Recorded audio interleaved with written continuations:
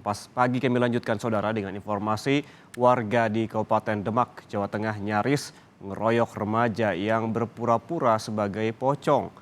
Pelaku bersama seorang rekannya nekat menakuti warga demi sebuah konten di media sosial.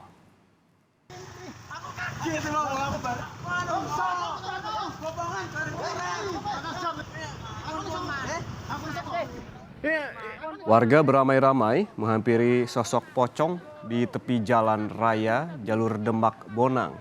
Salah satu warga yang kesal dengan aksi pelaku pun menendang sang pocong.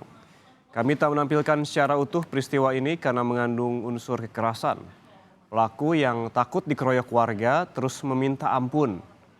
Pocong abal-abal ini kemudian dinaikkan ke mobil pickup menuju Polsek Bonang untuk memberikan efek jera. Namun polisi dan aparat desa sepakat kasus diselesaikan dengan cukup sanksi pembinaan mengingat kedua pelaku masih remaja.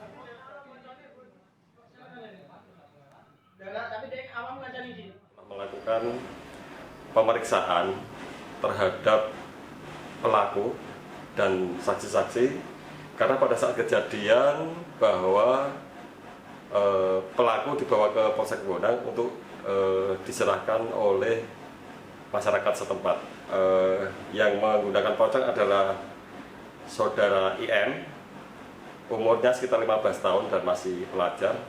Dan untuk salah satu temannya adalah saudara AS ya.